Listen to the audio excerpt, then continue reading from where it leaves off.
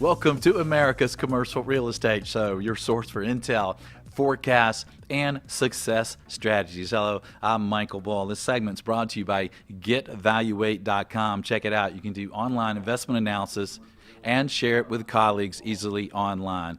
Well, today we're talking healthcare real estate and medical real estate.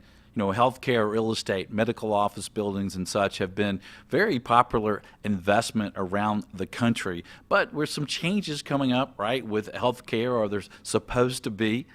We've got baby boomers kind of coming of age needing more care. So how is all that impacting the investment properties when it comes to healthcare properties? And we have rising interest rates, we have rising construction costs. What's it all mean? What's the future look like? We'll check that out today. Please welcome my first guest, Jim Costello. He's Senior VP with Real Capital Analytics, and he's joining us on the phone. Jim, thanks for being with us. Thanks for having me.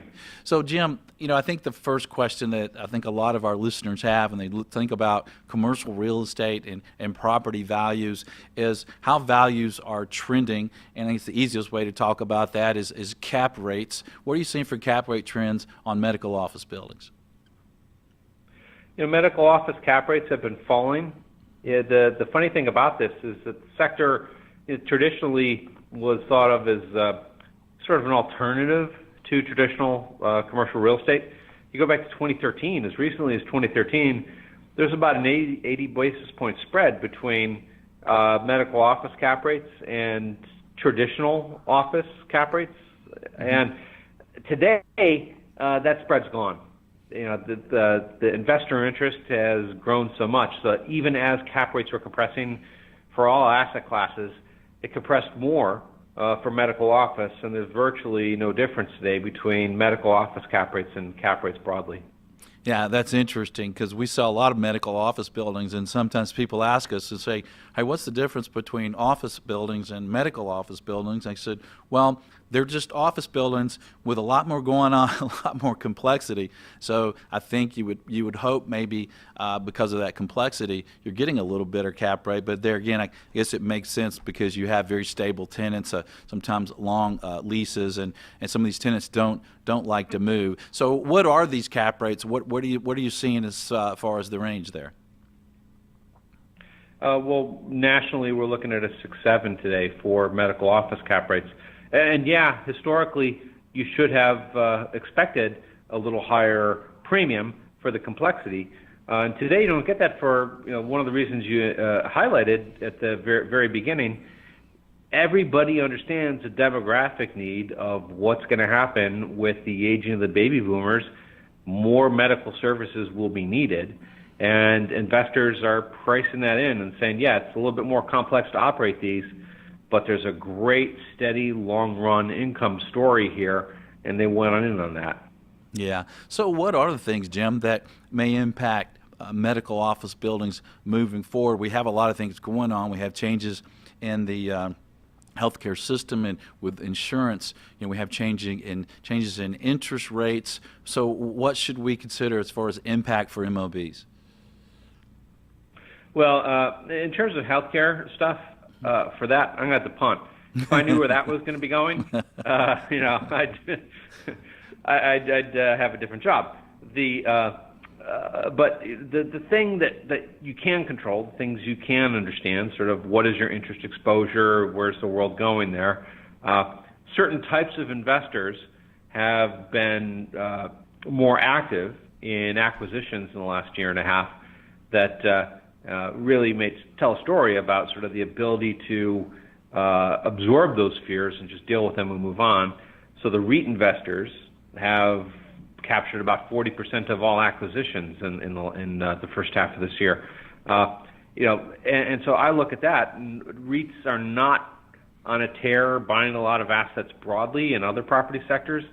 The fact that the REITs are such a big component of acquisitions in the medical office sector, it tells me that these groups are better able to manage some of those fears and risks that around what happens with interest rates in the future.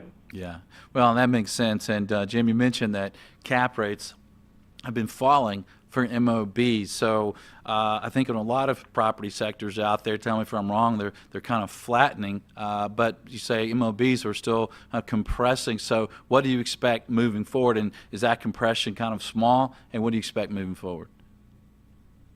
Well, the pace of compression has certainly been falling. And one of the things, though, that I think supports some ongoing compression is the fact that there's still deal activity. In every other property sector, we've fallen back in terms of total volume from the peak levels we saw in 2015. Sales of medical office buildings through August of 2017 are already 12% ahead of the pace set in 2015. So we are on target to hit a record year for medical office deal volume. The record was $11.7 billion, and we're on pace to hit $13.2 billion for the end of the year. Now, that's not a big number compared to other property sectors, but for the medical office sector, that would be a record. Right, and let's put that in perspective. So if you compare it to, say, just regular office, what is it? It's kind of 10% of the size of that sector. Yeah, so it's, if that, it's not going to be that big. But, but it's got the momentum, and that's the key thing today. Yeah. So what would be your tips or strategies moving forward related to medical office building? Jim, you think it's a good buy, a good product type? What should we watch out for? Well, the thing to be concerned about, you've got two big REITs that have dominated a lot of purchases of late. That's HTA REIT and Physicians Realty Trust. So these are groups where investors understand the story around the aging of the baby boomers. They're coming in and buying assets competitively. So you're competing there. So that's a challenge you face. The other thing I think that you might look at is sort of where they're not buying. And if you are, steeped in that market and understand, who the right physician groups are, the right healthcare locations and facilities to attach yourself to, and so just getting that local knowledge, I think, becomes very important for success then. Yeah, that's a very good point. We see that when we see some of these sales, and the investors didn't really understand what was going on with some of those larger tenants and some of the risks there. So I agree. You want to get somebody that's very connected and know what's going on. Jim, thanks for being with us. We appreciate your insight. Thank you. And if you want more information from Jim, we'll put a link to their website at creshow.com. Let me ask you this. What do you get when an investor and a developer and a broker walk into a room together and talk MOBs? Stay with us, you'll find out. I'm Michael Bull. This is America's Commercial Real Estate Show.